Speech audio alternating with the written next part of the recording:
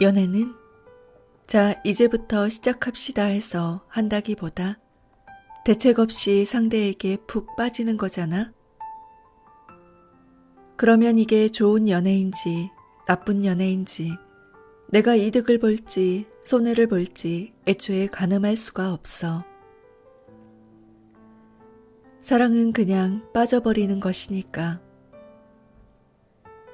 행여 나에게 유리하거나 유익한, 절대 상처 줄 일이 없는 그런 좋은 연애를 구하고 있는 사람에겐 사랑에 푹 빠져버리는 사고는 아마도 일어나지 않을 거다. 최근 읽은 연애에 대한 글 중 가장 마음에 드는 건 이 구절이다. 가수 요조와의 교환일기, 여자로 살아가는 우리들에게에서 작가 임경선이 연애에 대해 말하는 부분. 사랑하라. 한 번도 상처받지 않은 것처럼 이라는 명구가 떠오르는 이 문장이야말로 40대의 연애에 가장 잘 어울리는 말이라 생각한다. 20대 때와는 달리 30대 이후의 사랑엔 대개 옛 연애의 결과물인 망령과 상처들이 따라붙게 마련이지만 40대의 연륜이란 30대와는 또 달라서 과거의 상처에 발목을 잡히기보다는 그런 것쯤은 잊고 오늘이 마지막인 것처럼 사랑에 몰두할 수 있기 때문이다. 마흔은 안다. 설렘과 몰입과 열정의 순간이라는 것이 지극히 귀하고 드물어 소중하다는 걸, 머뭇대고 미적될 시간이 없다는 걸, 기쁨은 온전히 누려야 한다는 것을, 결혼이 인생 과제처럼 여겨지는 30대 때야 사랑을 앞에 두고 계산도 하지만 40이 넘어가면 오히려 여유와 관록이 생겨 셈 따위는 하지 않게 된다. 결혼이야 어차피 늦었고 필수도 아니라는 것도 깨닫게 된 나이. 그저 사랑이면 충분한 것이다. 물론 손원평 장편 소설 프리즘의 이 구절도 잊지 않는다. 상대가 마냥 우주 전체인 것만 같은 달콤함은 통상 한두 달가량 지속된다. 그러다 석 달쯤 접어들 무렵 두 사람이 서로를 마주보게 되는 단계가 찾아온다. 우주의 시대가 차츰 저물면서 일상이 책갈피처럼 딸려 들어온다. 그러다 갑자기 현실이라는 단어가 야비한 강도처럼 두 연인을 습격하는 것이다. 그렇지만 20, 30대 때의 연애보다 40의 연애에서 일상은 더 느리게 습격한다. 석 달, 반년은 걸리는 것 같다. 사랑의 주체가 나이 들었기 때문에 우주도 나이를 먹어 천천히 저무는 것일지도 모른다. 에밀리 브론테의 폭풍의 언덕을 다시 읽은 건 순전히 미우라 아야코의 빙점 때문이다. 빙점의 주인공 요코는 무더운 일요일 서늘한 숲속 나무 그루터기에 걸터앉아 폭풍의 언덕을 읽으며 부모로부터 버림받은 히스클리프와 입양아인 자신을 동일시한다. 요코는 히스클리프가 부러웠다. 죽은 애인의 무덤을 파헤치고 그 후에도 여전히 애인의 모습을 그리워하는 히스클리프야말로 무엇과도 바꿀 수 없는 존재를 가진 인간이었다고 요코는 부러워했다. 그러나 그는 캐서린에게 무엇과도 바꿀 수 없는 존재가 아니었어. 요코는 책에서 얼굴을 든 채 생각에 잠겨 있었다. 사랑을 한다면 나도 이렇게 뜨겁게 진실한 사랑을 하고 싶다. 코로나 바이러스 때문에 마음껏 봄날을 즐기지 못하고 집에만 콕 박혀있던 화창한 4월. 식탁 앞에 앉아 폭풍의 언덕을 다시 읽었다. 봄이면 찾아오는 한껏 들뜬 기운을 야외에서 누리는 대신 책을 읽으며 느꼈다. 이런 이야기였던가? 세계 명작 중 한 권이라 필수 교양 삼아 읽었던 10대 때에는 미처 감지하지 못했던 열정과 광기 어린 사랑에 책장을 넘기는 손끝이 달아올랐다. 요코와는 달리 나는 히스클리프보다 여주인공 캐서린의 격정에 동화되었다. 항상 들뜬 기분으로 짓거려대고 노래를 부르다가는 깔깔 웃고 자기가 하라는 대로 하지 않으면 성가시게 구는 걷잡을 수 없는 말괄량이기는 했지만 그 근방에서 가장 눈이 아름답고 웃음이 앳된 발걸음이 가벼운 아가씨였던 캐서린 언쇼가 일생의 사랑 히스클리프를 처음 만난 건 만 6세가 채 되지 않는 어느 날이다. 리버풀에 출장을 다녀온 아버지의 외투엔 그녀가 선물로 사다 달라고 부탁한 말 채찍 대신 누더기를 걸친 새까만 머리의 더러운 소년이 감싸여 있었다. 부모에게 버림받아 리버풀 거리를 헤매고 있는 아이를 데려온 것이다. 아버지는 어릴 적 죽은 아들의 이름을 소년에게 붙여주고 소년 히스클리프는 캐서린과 요크셔의 황야를 함께 누리며 둘도 없는 사이가 된다. 캐서린의 어머니와 아버지가 차례로 병으로 세상을 뜨고 히스클리프를 눈엣 가시처럼 미워하는 오빠 힌들리가 집안의 실세가 되어 히스클리프를 막대할수록 두 사람의 감정은 더 깊어져만 갔다. 그렇지만 캐서린은 히스클리프와 결혼하지 않는다. 흰 살결의 금발, 품이 있고 부드러운 성격의 이웃집 도련님 에드거 린튼의 청혼을 받아들인다. 히스클리프를 아꼈던 하녀 넬리가 왜 그분을 사랑해요? 라고 묻자 제멋대로인 이 15살 아가씨는 이렇게 답한다. 무슨 소리야. 사랑하니까 사랑하는 거지. 그것으로 충분해. 넬리는 굴하지 않고 묻는다. 결코 그렇지 않아요. 이유를 말해야만 해요. 글쎄, 그이는 잘생기고 함께 있으면 즐거우니까. 안 돼요라는 것이 제 의견이었어요. 그리고 그이는 나를 사랑하니까. 그것은 중요하지 않아요. 그리고 그는 재산을 많이 물려받을 거고 나는 근방에서 제일 가는 부인이 되고 싶고 그렇게 훌륭한 남편을 둔 것이 자랑스러울 테니까. 에드거를 사랑하는 여러 이유가 있지만 캐서린 자신도 그 결혼이 어딘가 마음에 걸린다. 여기에 그리고 여기에도 캐서린 아가씨는 한 손으로는 이마를 치고 다른 손으로는 가슴을 치면서 대답하는 것이었어요. 어느 쪽에 영혼이 들어있는 영혼에 물어봐도 가슴에 물어봐도 틀렸다고만 생각되는 거야. 그리고 캐서린은 히스클리프와 결혼한다면 우리가 거지가 될 것이지만 에드거와 결혼한다면 히스클리프가 오빠의 소나기에서 벗어나게 도울 수 있다며 속내를 털어놓은 후 히스클리프에 대한 사랑이 얼마나 깊은지를 말했다. 히스클리프가 잘생겼기 때문이 아니라 넬리, 그가 나보다도 더 나 자신이기 때문이야. 우리는 영혼이 무엇으로 되어 있든 그의 영혼과 내 영혼은 같은 거고 린튼의 영혼은 달빛과 번개, 서리와 불같이 전혀 다른 거야. 캐서린은 이어 덧붙인다.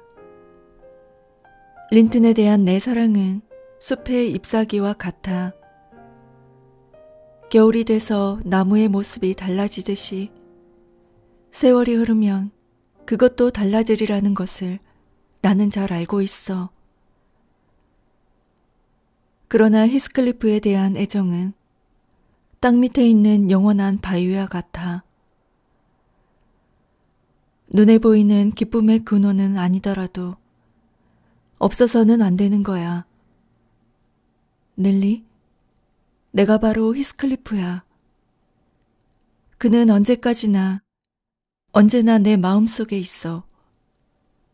나 자신이 반드시 나의 기쁨이 아닌 것처럼 그도 그저 기쁨으로서가 아니라 나 자신으로서 내 마음속에 있는 거야. 이 유명한 고백의 핵심을 내가 바로 히스클리프야 라는 문장이라고 짚은 글을 읽은 적이 있다. 사랑하는 이와 나의 완벽한 일체감을 이야기하는 것도 물론 감동적이지만 나는 그가 나보다도 더 나 자신이기 때문이야 라는 말이 아름답다 느낀다. 누구나 자기 자신을 세상에서 가장 사랑한다. 그렇지만 때때로 어떤 상대는 나보다 더 나 자신처럼 느껴져서 나보다 그를 더 사랑할 수밖에 없는 것이다.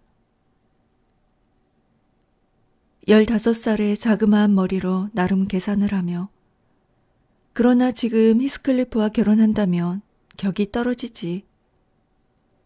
그래서 내가 얼마나 그를 사랑하고 있는가 하는 것을 그에게 알릴 수가 없어 라고 속물 근성을 솔직하게 드러내지만 그 철부지 같은 사랑의 순도가 지극히 높게 느껴지는 건 상대를 나보다도 더 나라고 느낄 수 있는 격렬한 몰입 덕분이 아닌가 싶다.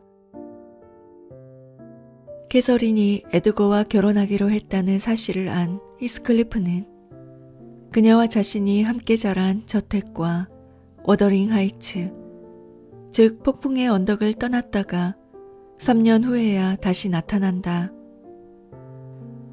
히스클리프와 제외한 캐서린은 변함없는 열정에 휩싸이지만 뇌막염에 걸려 앓다가 칠삭동이를 낳고 숨진다.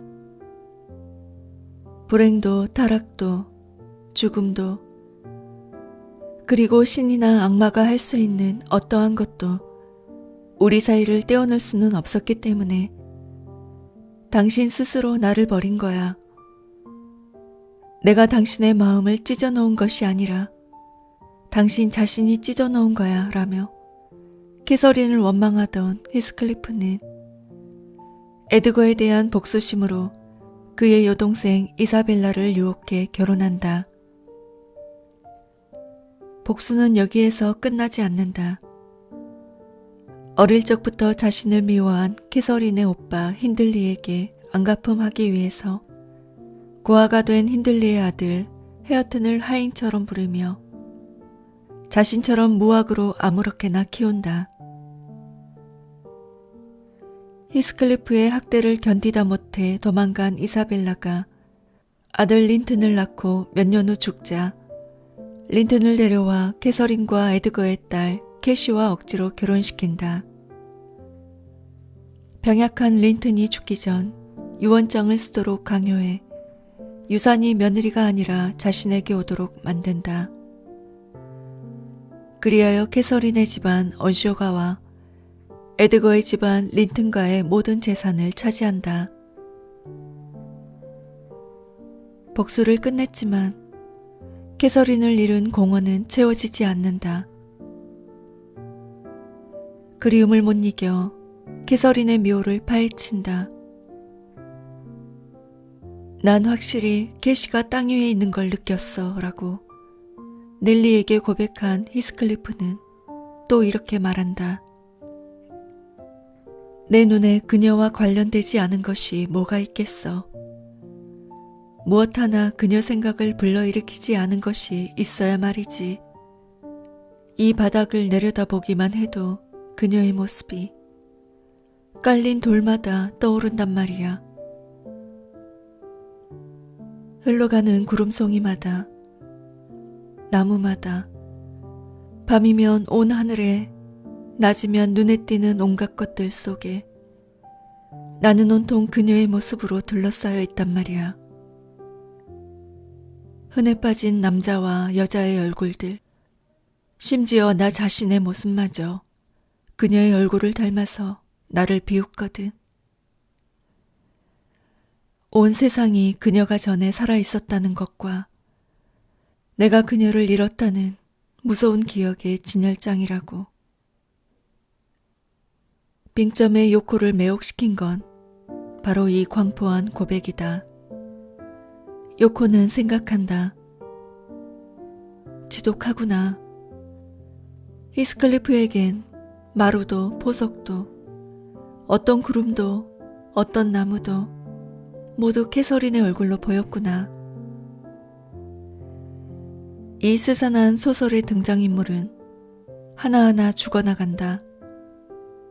캐서린의 부모에서부터 시작해 힌들리의 아내 프랜시스, 에드거의 부모 힌들리, 캐서린, 이사벨라, 에드거, 린튼에 이르기까지 차례로 계질로 숨을 거둔다. 그리고 마침내 히스클리프의 차례가 온다. 그는 캐서린에 대한 그리움에 사무쳐 며칠간 먹지도 자지도 못하다 숨진다. 사랑에 미쳐 평생을 살다가 세상을 떠난 이 사내와 캐서린의 유령이 요크셔의 황야를 함께 떠돌며 사람들 눈에 나타난다. 괴기스럽고 음산한 이야기. 그렇지만 끔찍한 비극만은 아니다. 에밀리 브론테는 캐서린의 딸 캐시와 히스클리프의 분신처럼 키워진 힌들리의 아들 헤어튼의 결혼으로 이루지 못한 두 주인공의 사랑을 매듭지어 준다. 겨우 29세에 이처럼 격정적인 사랑 이야기를 써놓고 브론테는 이듬해 폐결핵으로 세상을 뗀다. 폭풍의 언덕은 그녀가 남긴 유일한 소설이다. 연애 이야기를 써보는 것이 어떠냐는 말을 여러 번 들었다. 하지만 막상 나의 연애에 대해 쓰려고 하면 주저하게 된다. 나만의 이야기가 아니라 상대방도 얽혀있는 두 사람의 이야기이므로 상대에게도 사생활이 있기 때문에 나만의 관점으로 두 사람의 연애에 관한 무언가를 쓴다는 건 결례라 생각한다.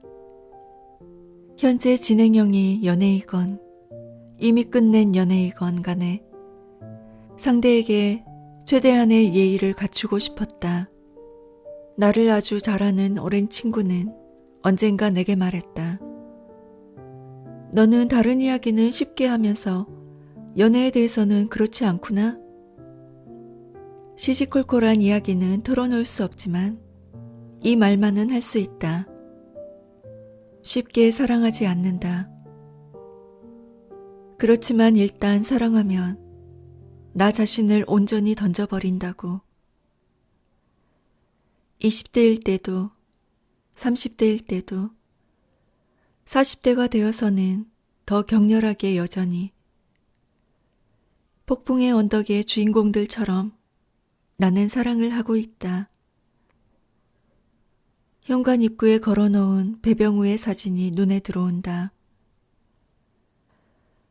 바람 휘몰아치는 억새밭을 찍은 흑백 사진. 이 사진을 본 아버지는 언젠가 말했다. 히스클리프가 생각나네.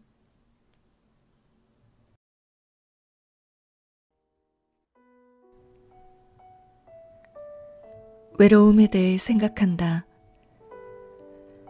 혼자 알을 때면 특히 그렇다. 5월 어느 날 종일 어지러워 출근도 못한 채 거실 쿠션에 기대 뻐꾸기 소리를 들으며 시름시름 앓았다. 창밖 햇살과 실록은 천연한데 홀로 덩그러니 앉아 오한이 들며 아픈 모습을 전지적 작가 시점에서 내려다보자니 꼭 노르웨이 화가 에드바르 뭉크의 그림 아픈 아이 같다는 생각이 들었다. 뭉크는 폐결핵으로 숨진 누이를 모델로 그림을 그렸다. 나의 병명은 폐결핵이 아니라 급성 편도선염과 항생제 부작용, 만성 불면증으로 인한 탈진이었지만 장으로 내리쬐는 햇살의 생명력과 대비되는 아픈 여자라니 어딘지 모르게 비슷하구나 싶었다. 역시 아는 게 병인가 하면서 오랫동안 제목만 알고 있었던 유은실의 나의 린드그렌 선생님을 마침내 읽었다. 대학 선배 언니가 딸이 이 책을 읽고 있는데 주인공이 꼭 너 같아 라며 이런 문자를 보내왔기에 당장 전자책으로 샀다. 책의 주인공은 말괄량이 삐삐를 쓴 스웨덴 작가 아스트리드 린드그렌의 삶을 저주로 삼은 외로운 소녀 비읍.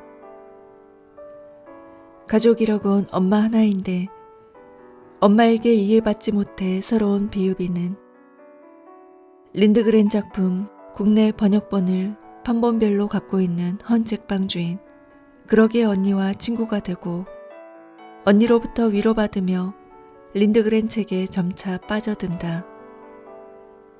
삶이란 고달프다는 걸 일찍 알아채고 현실보다 소설 속 세계를 더 친숙하게 여기는 조숙한 아이.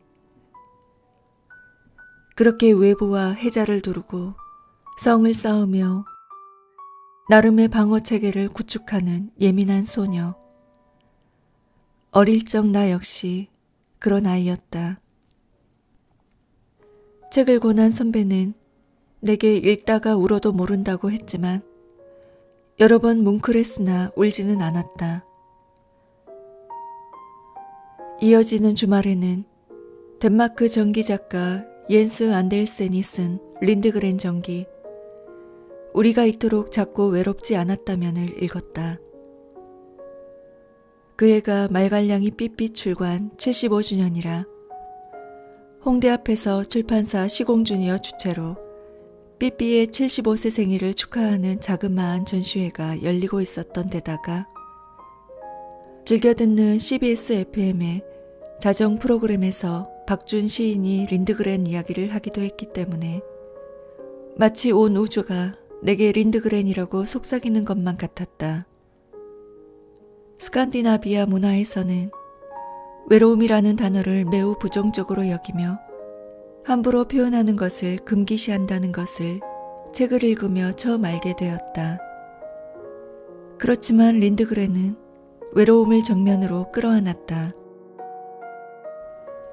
1950년대 스웨덴의 한 신문 기자가 남편의 갑작스러운 죽음을 어떻게 극복하고 있느냐고 묻자 그녀는 답한다. 무엇보다 우리 아이들과 함께하고 싶어요. 그 다음 친구들과 함께하고 싶고요. 마지막으로 나 자신과 함께하고 싶습니다. 나 혼자 있고 싶어요. 홀로 있는 법을 배우지 못한 사람들은 삶이 주는 상처에 대한 면역력이 약합니다. 정말이지 무엇보다 중요한 문제죠. 홀로 있는 법을 배우지 못한 사람들은 삶이 주는 상처에 대한 면역력이 약하다는 문장에 형광펜으로 밑줄을 그었다. 나 역시 그렇게 생각하므로 혼자 잘 노는 사람이라는 것이 나의 무기 중 하나라고 늘 생각해왔다. 회사 연수차 1년간 뉴욕에서 홀로 생활했던 38, 9살 무렵 특히 그렇게 생각했다. 나는 모든 일을 혼자 하는데 거리낌이 없었다. 홀로 있는 법을 안다는 것이 40 직전의 민감한 나이에 삶의 경험치를 쌓는데 도움이 되었다. 혼자 미술관이며 서점을 쏘다니는 것은 물론이고 근사한 미슐랭 레스토랑에서도 혼자 밥을 잘 먹었고 신혼여행지로 인기 있는 칸쿤이나 세인트 마틴 같은 휴양지로도 혼자 여행을 다녀왔다. 그런 혼자의 경험들이 마흔 이후 글을 쓰고 읽고 이해하며 일하는데 큰 도움이 되었다. 어릴 때부터 책벌레인 사람은 혼자력을 키울 수밖에 없다. 책 읽기야말로 혼자놀이의 끝판왕이기 때문에. 린드그렌의 열렬한 팬인 10대 소녀 사라 용크란츠가 1972년 봄 급성 공황 발작을 일으켜 청소년 정신병원에 입원하며 보낸 편지에서 저 자신이 이토록 못생기고 바보 같고 어리석고 게으르다고 느낀 것은 처음이에요 라고 하자 린드그렌은 답한다. 하지만 13살 때는 누구나 자신이 못생겼다고 느끼지. 나도 그 나이에는 내가 세상에서 제일 못생긴 여자애라고 믿었고 아무도 나와 사랑에 빠지지 않을 거라고 생각했어. 그런데 시간이 지나고 보니 내가 생각한 것만큼 나쁘지는 않더구나. 나는 모세혈관 기형으로 날 때부터 오른쪽 뺨에 커다란 붉은 점이 있는 여자아이였다.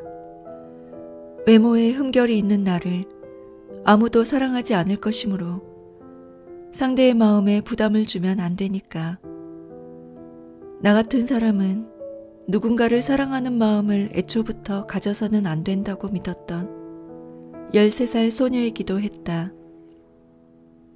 사춘기 때의 자연스러운 감정을 그런 식으로 억제했기 때문에 어른이 된 후에도 난 사랑에 서툴렀다. 그렇지만 시간이 지나고 보니 그 시절은 내가 생각한 것만큼 나쁘지 않았다. 돌이켜보면 그럼에도 불구하고 나라는 사람 그 자체를 좋아해주는 사람들이 있었던 것이다. 전 세계적으로 5,600만 부 이상 팔리고 65개국어로 번역된 말갈량이 삐삐의 주인공 삐삐 롱스타킹도 외로운 소녀다.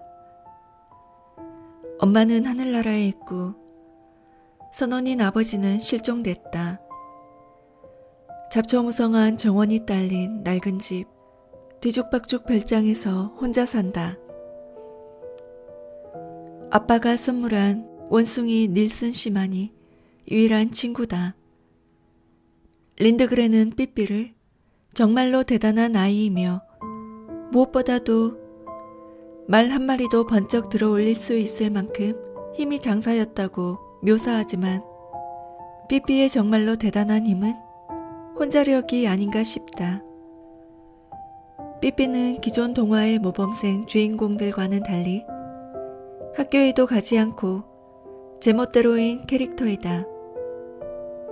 그 배경에 2차 세계대전에 대한 참혹감과 폭력 및 선동, 전체주의 이데올로기에 대한 작가의 혐오가 깔려있다는 사실은 이번에 전기를 읽으며 새롭게 알게 되었다.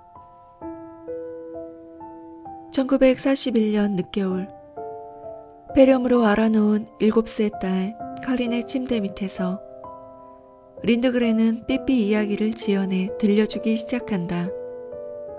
그 이야기를 책으로 만들어 1944년 5월 카린의 10번째 생일 선물로 준다.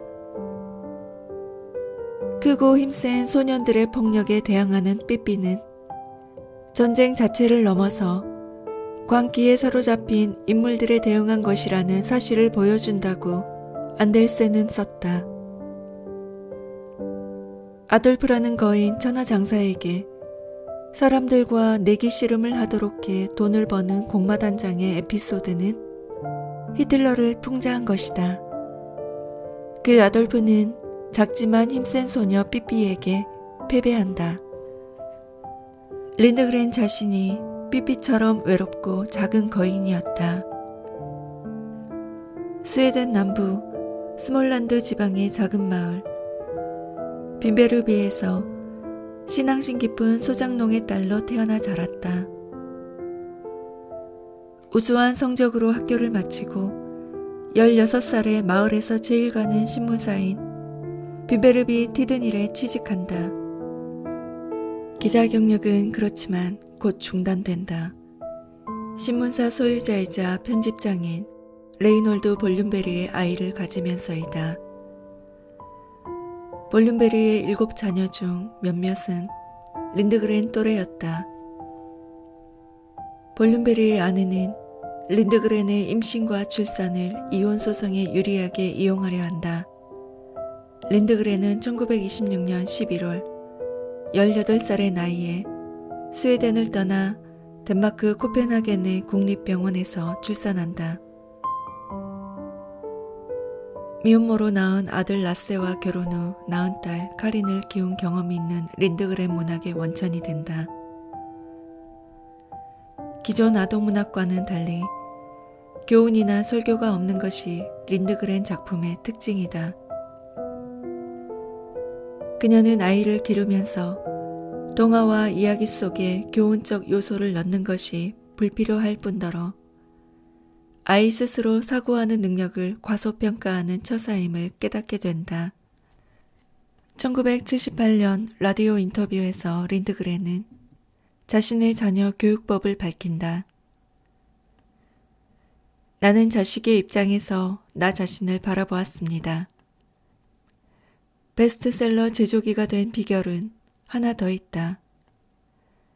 1947년 잡지 인터뷰에서 린드그렌은 어떻게 어린 독자들을 그토록 잘 이해하냐는 질문에 답한다. 별다른 비결은 없어요. 나 자신의 어린 시절을 상세히 기억하는 정도가 아닐까요? 어렸을 때 어떻게 느끼고 생각하고 말했는지 반추합니다. 어린이책 담당 기자였던 2010년 개정판이 나왔을 때 주저없이 그 주 북섹션 서평으로 책을 소개했던 것은 20년 전 어린이였던 내가 사자왕 형제의 모험을 몹시 좋아했고 이 책이 지금의 나를 만들고 키우는 데 큰 역할을 했다고 자신했기 때문이다. 그렇게 쓴 서평을 옮긴이인 김경희 선생님이 보고 나에게 이메일을 보내왔다. 20년 전에 어린 독자가 기자가 되어 서평을 쓰다니 기쁘고 보람차다며 밥을 사주셨다.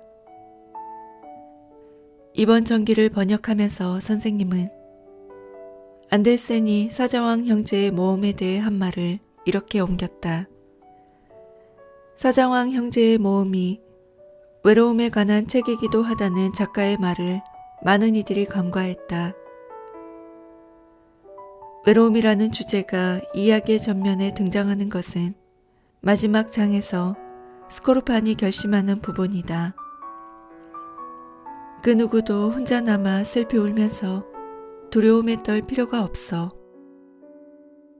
1950년 전후로 린드그렌의 일기에는 외로운, 혼자, 홀로 있는 등의 의미를 지닌 스웨덴어 엔삼이 등장하기 시작한다. 1956년 12월 4일 하루통에게 보낸 편지에는 이렇게 적었다.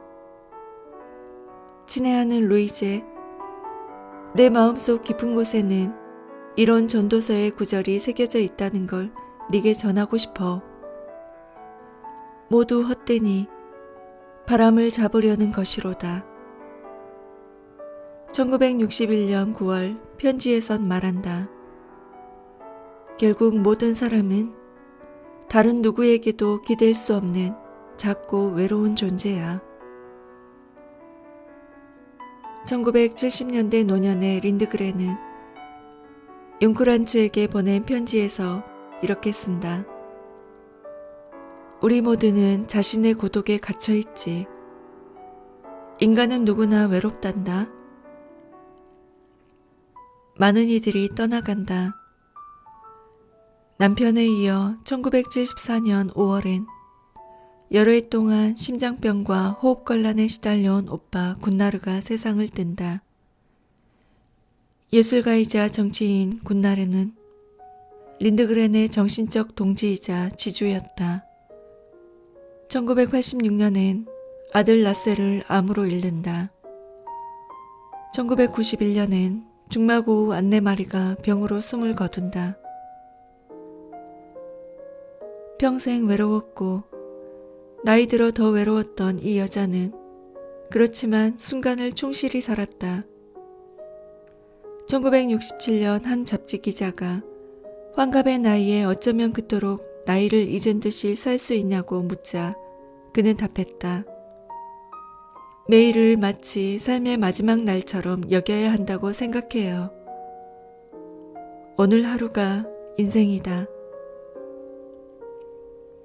린드그렌은 1998년 3월 뇌졸중으로 쓰러졌다.